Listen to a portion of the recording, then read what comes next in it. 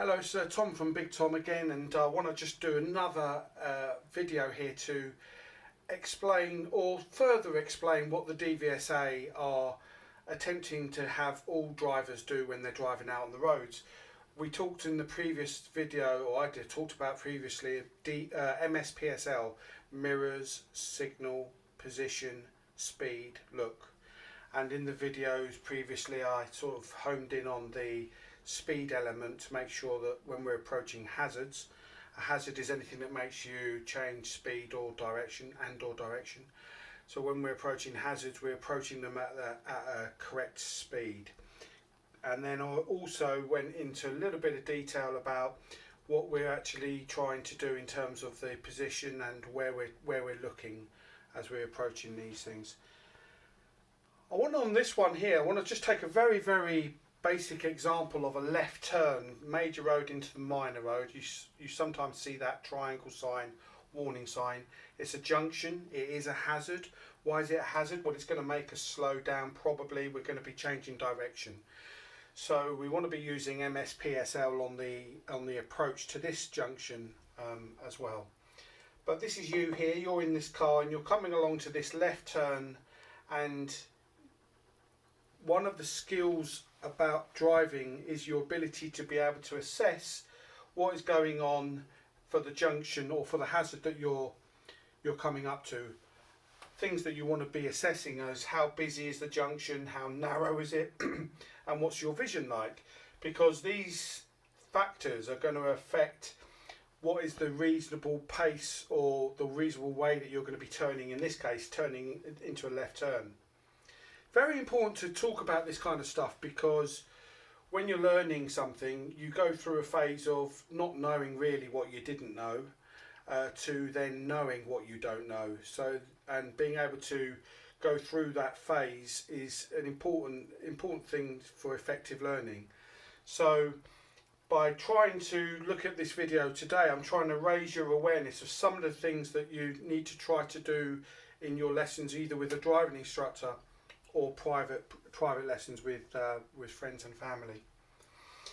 So as we're turning left, as we're coming up to approach this left turn, we're thinking to ourselves, right, what's going on? You always look into the new road before you turn into the new road, and what's going on as we approach this one? Assessing, are there any pedestrians or cyclists that are wanting to come across that road? In this case here, we've got some parked vehicles in the minor road, and the parked vehicles affect us greatly actually. In this particular one, they affect our ability to be able to look into the new road because they block your vision. But also, as you can see here, any vehicle that's coming out of the minor road is now in a different position as to where they would normally be. And if we just bold up to that, thinking to ourselves we've got priority because we're going into the minor road, we're going to end up doing an abrupt stop, putting the brakes on hard, because we weren't anticipating the possibility of someone coming out of the minor road. So this is all about trying to, if you like, sort of trigger a red flag to say to yourself, well, this is a bit more difficult, this is a bit more complicated than a normal left turn. There's a bit more to this that I need to be thinking about and taking a bit of attention to, because if I don't take any attention to this, I could come a bit unstuck quite quickly actually. And so once you start to see these types of things to do with vision and how narrow, how tight the turn is and how busy the junction is in general, once you start to assess those things, that will have an effect on how you actually go about turning left. For example, on this one, because of the lack of vision and not knowing whether anything's coming or not, you might want to, about here-ish, put the clutch down, pause, put it into first gear and actually look into the minor road before you commit to steering into it.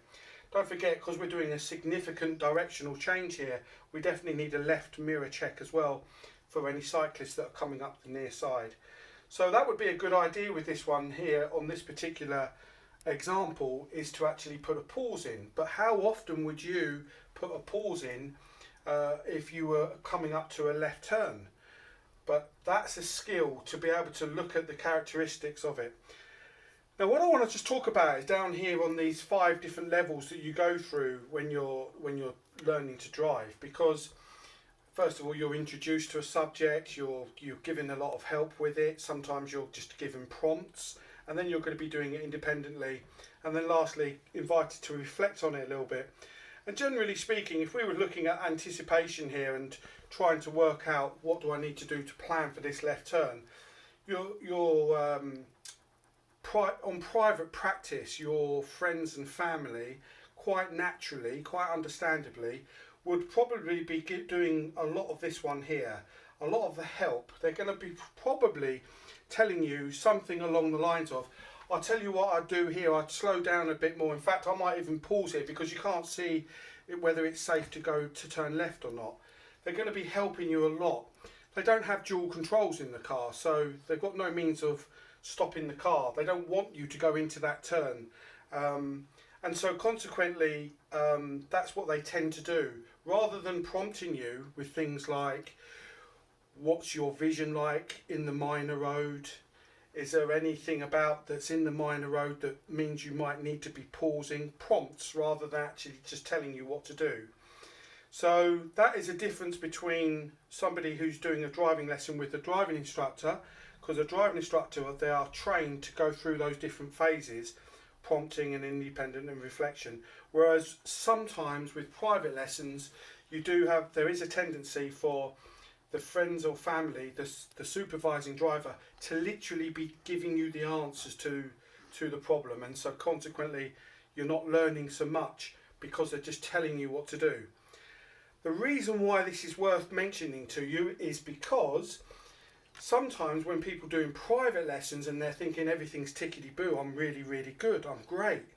And then they go and try and go back to a driving instructor, and the driving instructor is going through these other phases, these more advanced phases, and not spoon-feeding the pupil. And then consequently the pupil then realises, I seem to be struggling more when I'm with my driving instructor than I am when I'm doing private lessons. And so that can be a source of either confusion, frustration. Sometimes people get a bit demotivated. And it is quite literally just the fact that they haven't been given enough practice yet at being able to do things independently. It's kind of like giving somebody enough rope. They need to be given the chance to make mistakes, because mistakes in themselves are not a problem. They are an opportunity to learn. And so consequently, what we want to be able to do is when we're practicing learning to drive, we want to be given the chance to actually assess these kinds of things independently. And let's say that somebody independently, a pupil, came up to this left turn and ended up stopping half and half in and out of the junction and paused quite abruptly. When they're reflecting on what happened there, yes, they've recognised what happened, but when they think about why did it happen, it's being able to sort of like root cause the reason for the problem. So in that case there would be something like, I've realised now that when I was coming up to that junction now, I couldn't actually see whether there was anything coming in the minor road. I think I should have done a bit of defensive driving and perhaps paused to enable me to look into the minor road, because then they are truly reflecting on what is going on and why it's happening. Whereas sometimes on private lessons, none of that is happening. There isn't any sort of reflection going on, because quite frankly there's really not many errors occurring because the pupil isn't doing things on their own independently. So I just offer this video here to try to not just think about how we control a vehicle, but also when we're learning to drive, what processes we go through to actually learn, because that is an important point. It's all very well thinking to ourselves that I can drive fantastically when I'm with my mum or my dad, for example. I'm really, really good driver, but actually, when are you driving independently? Are you being given the chance to reflect and analyse what is happening and why it's happening? Because they are really, really good skills to develop before you take a driving test.